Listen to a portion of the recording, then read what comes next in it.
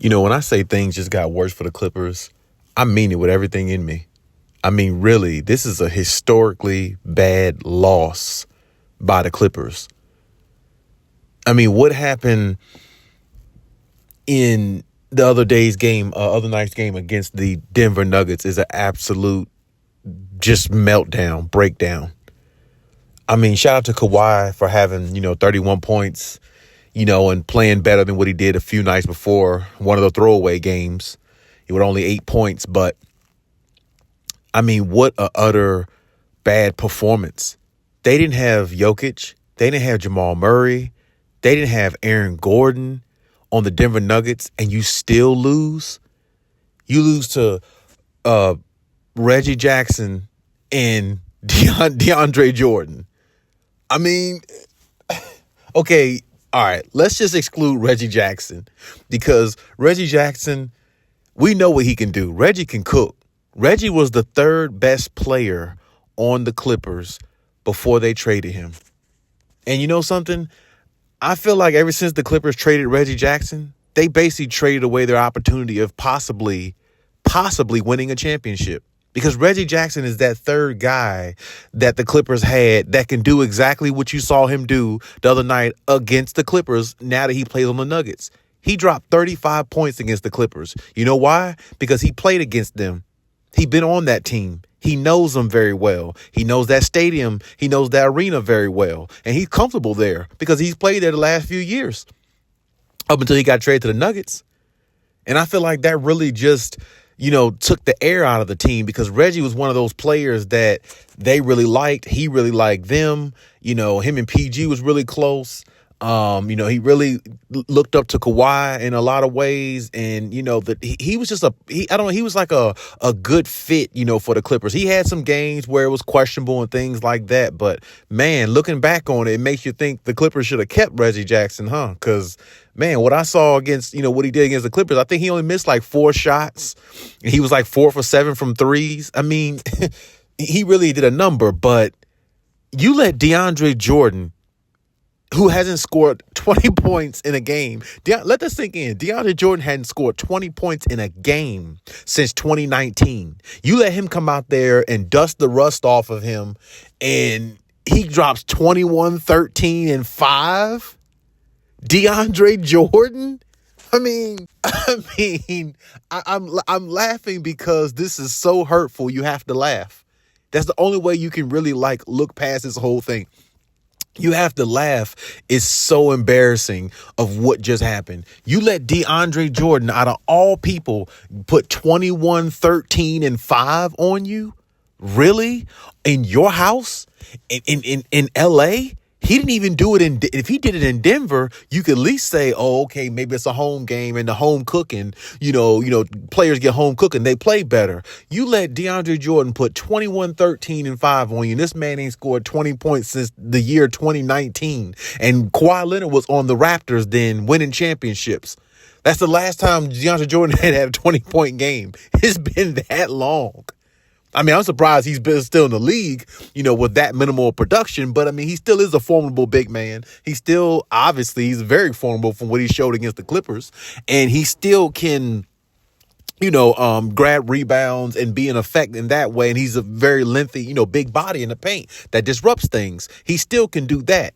But, I mean, there's no way he should have 21 and 13 like he's he's a young, up and coming rising star player now or something like that. That's something Victor Wembanyama should have against the Clippers or something like that. A player like him, not DeAndre Jordan. I didn't know DeAndre Jordan could really even jump like that. Honestly, still even get up off the ground and catch alleys anymore. But I guess he still can against the Clippers because the Clippers let 2 of their former players come in and stick it right to him. And you know something? I don't know if there's any more gratifying type win against a team that Mike Malone on the Nuggets, the Denver's head coach on the Nuggets, is going to praise even more. This might be the most gratifying win he'll have all this season because with all the talent on the Clippers, 4-star players, Fantastic Four, whatever some people are calling them. Well, I guess I'll call them that. It was so called now, or at least that's what they, I heard somebody say on Twitter or X, they're the Fantastic Four. But against the so-called Fantastic Four, it took Reggie Jackson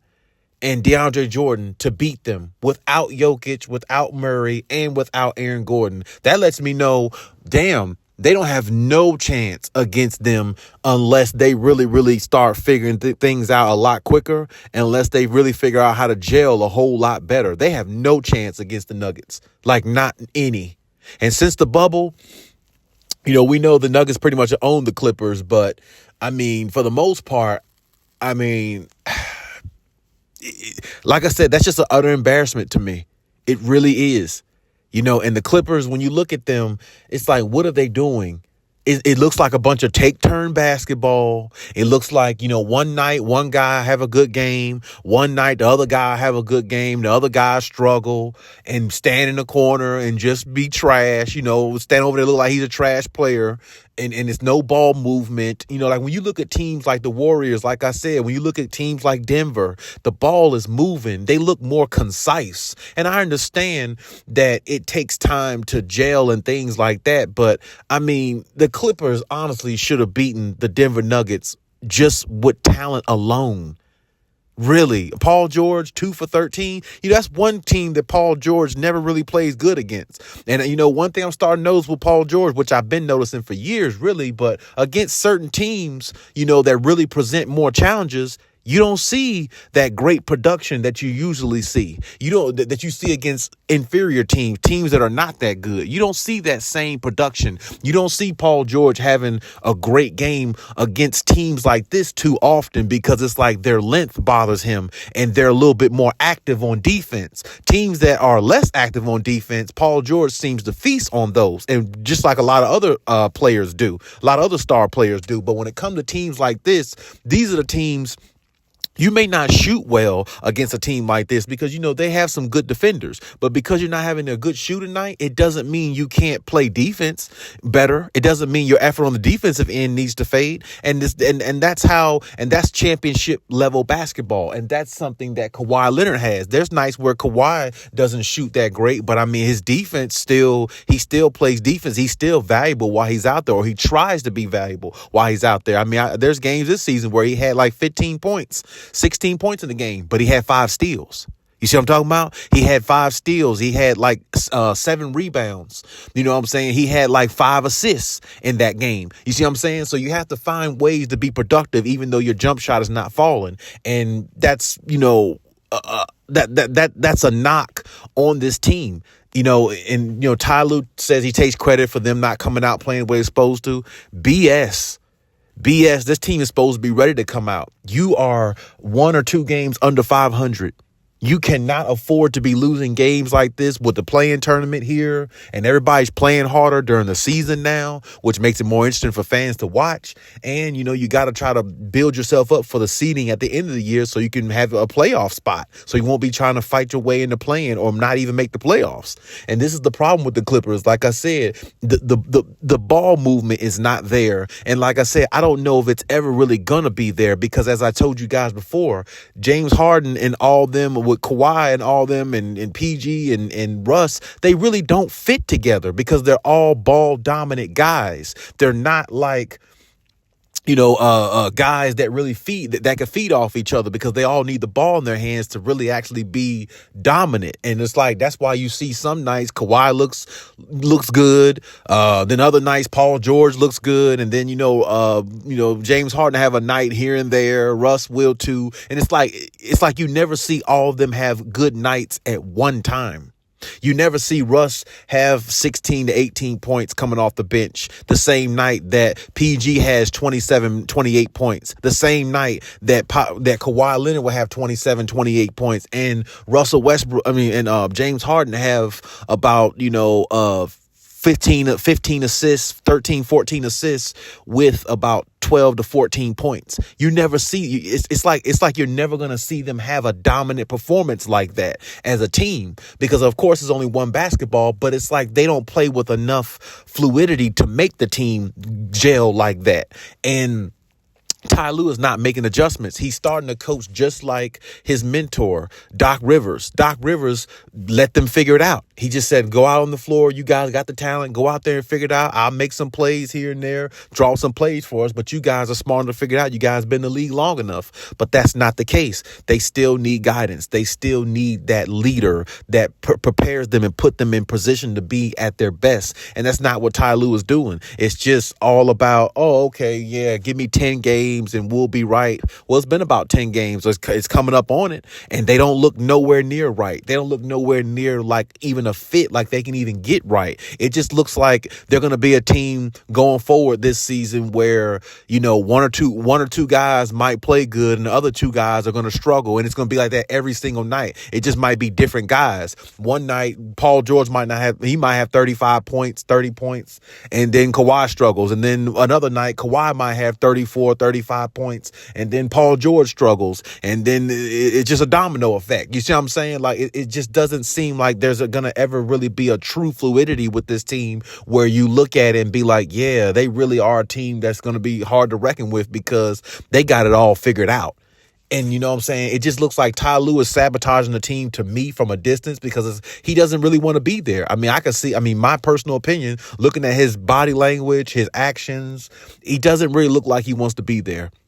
There was rift about that this offseason anyway, but going into the season about him wanting an extension, not happening, and all the other stuff. And I talked about it. You can check out those videos. But it's like, man, does he want to be there? He don't. You know what I'm saying? Do you want, you know what I'm saying? And I personally don't think he wants to be there. And that's the reason why I think the coaching is lackluster. And I think this team is it's just lackluster all the way around to me. And I feel like, you know, with this team the way it is, I mean, I definitely wouldn't be surprised, you know, at the end of the season if they don't make the playoffs or hell, they make the play-in tournament and don't even get into the playoffs and barely and all that shit. I just don't think Kawhi or PG is going to be there next year. And you know what I'm saying? It's a bad stain on, you know, really not even really Kawhi too much because, like I said, Kawhi already has championships, but the other guys, you know, they're looking for a championship, and this is their last opportunity, I think, to even some of them,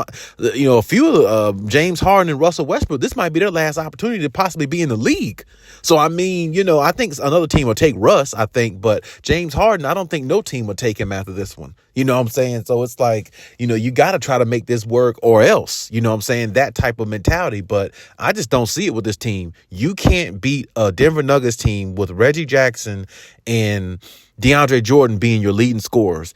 I mean, really, and the thing is, the Clippers can't finish games. They had like a 10, 11 point lead that game, I believe. And, you know, then the Denver Nuggets start hitting threes, and then it just went from there. They have fourth quarter meltdowns, and it's like, it's too much of that. Before James Harden and Russell Westbrook were there, you know, Kawhi and PG had fourth quarter meltdowns years ago, and they just said, oh, they need a point guard. They need this and need that. The problem is they're not getting the right point guard. I've been told you guys, the one point guard they should have went after this offseason should have been Malcolm Brogdon. Malcolm Brogdon is a better fit for the Clippers because he doesn't talk. He's almost like a Kawhi Leonard, but he's just not as popular, and he's just not a superstar like Kawhi Leonard. He's a Kawhi Leonard in a role player's body, in a role player's form. You see what I'm saying? He comes out there, he plays.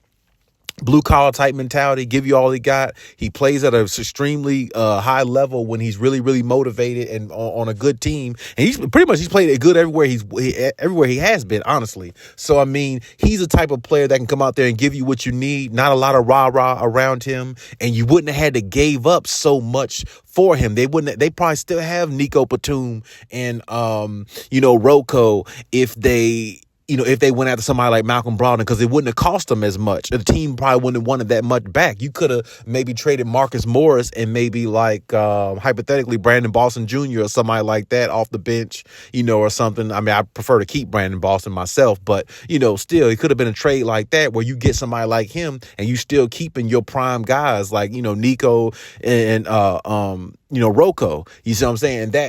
And that makes all the world difference, because now you got Kawhi playing at the 4. Sometime Paul George play at the 4 position. And if you notice, every time either one of them play at the 4 position, seemed like either one of them struggles every time they play at the 4 position because they're guarding guys that put more pressure on them defensively where it wanes some of their offense. You know what I'm saying? And that's the problem. At best, you know what I'm saying, they should rotate between the 3 and the 4 and, you know, switch off from it, not literally play that position the whole time, rotate from the 4 to the 5, because that's what Ty Lue has Kawhi Leonard doing sometimes. Sometimes Kawhi plays the 5 position, seem like, when you look at him on the floor, sometimes with Paul George too in certain rotational sets. So I mean, it's like what is the plan? What is the plan for them to really get to this level? Because I don't even see baby steps with this team.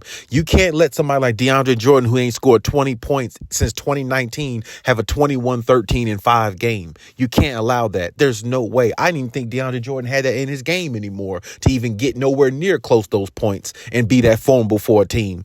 But he does against the Clippers.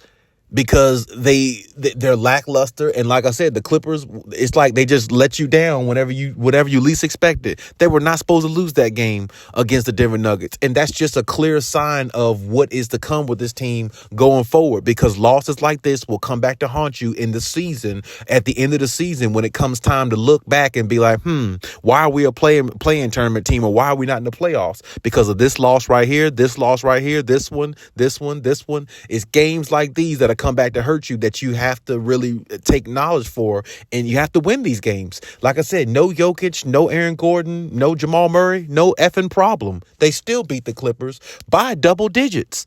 Let that sink in. They still beat them by double digits in LA. Reggie Jackson had 35 points. DeAndre Jordan had 21 points and 13 rebounds. There's no excuse for that. No excuse for that. And you could say, oh, well, yeah, they just need time. Dude, I mean, I don't know how much time you need or how long it's going to take when you're losing games like this against teams that shouldn't even be on the same floor with you. There were some guys on that floor against the Clippers that that shouldn't even be on the same floor with none of the big 4 that they have. I mean, honestly, but you find ways to lose a game like this. Unbelievable to me. Unbelievable. And this is why I said, you can say what you want. Maybe they will figure it out. I mean, I hope that they do. But my hope is it's getting very, very thin by the moment. I can tell you that now, because what I'm seeing, I don't see any hope. Maybe you do, and I'm with you. If you see hope, I'm gonna respect that. You leave a comment in the comment section. You see hope, with this team and all that stuff. I respect it. I want to read your comment. I want to hear your comment. I believe in you guys' comments. I cherish you guys' comments. I really do. And, whether I like it or not, I still show you guys respect for your comments, but I just don't see it. I don't know. Like, I just don't see what they can really make out of this with a bunch of ball dominant guys who need the ball to be effective. And when 1 or 2 guys are having a good night, the other 2 are struggling, or the other 2 are basically not even on the floor. You see what I'm saying? So it's like Ty Lue is not making adjustments. And this is why I say coaches who make good adjustments are the ones who help teams win championships. I said this last offseason. In the offseason, I said, the Clippers, they might, if Ty Lue don't want to be there, they should think about getting somebody like Nick Nurse, who probably wouldn't have cost them that much, or not, it probably wouldn't have been that much, not much difficulty to get somebody like that. But he's a coach that's good with making adjustments. Look what he did with the Toronto Raptors. 1 year with them, winning the championship. He did have Kawhi Leonard, but he also coached in the G League. So, I mean, he went from the G League to the NBA and coming to NBA and make adjustments when the Toronto Raptors were down in, a couple of those series against the Bucks and stuff like that. And, they find ways to win. You see what I'm saying? So when a coach has that mindset, when a coach has that in his DNA to know how to just do things and counteract things very well, it makes it better for your operation. Look at what Frank Vogel did, with the Lakers a couple years ago in the bubble. He made some adjustments in a couple of those series where it altered it, in the Lakers' favor, and they end up winning the championship in the bubble. So that's what I'm saying. When you have coaches that make good adjustments, it goes a long way. And Ty Lue just isn't that, because he's a product of Doc Rivers, who don't make good adjustments, who just expect his teams to figure it out. And when they lose, it's just an utter embarrassment, which is the reason why Doc Rivers don't have a job now. He's sitting on the sidelines being basically an analyst. So maybe that's what Ty Lue needs to do. I don't know, but he's just not coaching his team well, and I don't see no no baby steps towards anything much better with this team going forward. If you're losing to a team like that depleted and that shorthanded, my goodness, I don't even know what's going to happen when you start playing teams a lot better. You're definitely going to lose to those teams. So it's like, where are the Clippers going to go from here? Is their record going to get better? Is it going to get worse? Are they going to be like middle of the pack? Because they're not going to be a top 2, top 3 team like some people on X was telling me before the season, when the season started, which I conceded to that at that time, because they didn't have James Harden. They didn't have a distraction in the locker room, and they didn't have less defense because they had Rocco still, they had Nicholas Batum still, and they had the guys that could do the dirty work that takes pressure off Kawhi and PG to do the dirty work, in which it'll affect their offense, going forward, because they don't have those guys anymore. So, I mean, and, it's like I said, I mean, if the Clippers win the championship this year, it's more than a long shot. I mean, it is it is more than a long shot if they win the championship this year, because it is very hard to see how they can turn this into a championship team with distraction around them, with not a lot of chemistry in the locker room in regards to how they play, and it just doesn't look like players are happy. Some nights Kawhi looks happy, some nights look like he's a serial killer, like he wants to just go out and just do some crazy shit. Same thing with Paul George. When he's shooting and scoring, he's happy, but when he's not scoring, he just looks around like, damn, I wish I wasn't even here. I wish I was doing something else in my life. It just, I don't know. They just look so unhappy and so, disgruntled at times. It's like you don't know what they're thinking. And it's affecting their gameplay, and it's affecting the mental. Losing games like this affects a team's mental and affects a team's confidence. It really does. So it's like you could wipe out that game they won against the Mavericks. As I said, Luka got hurt that game. He went back in the locker room and came back with a wrist injury. That might be the only reason why they won that game, because if Luka probably played the whole game and was healthy and didn't go back in the locker room and didn't have a hand injury, he might have dropped 50, and the Mavericks probably would have won. So, I mean, it's like, it's nothing to build off of. It's nothing to build confidence off of for this team. It's like the games they will win, it'll be off of their talent, just outscoring teams, you know what I'm saying, and having, that type of firepower. But a lot more games they'll lose because they don't have that fluidity and they don't have that balance. And if that continues, it won't result in a championship.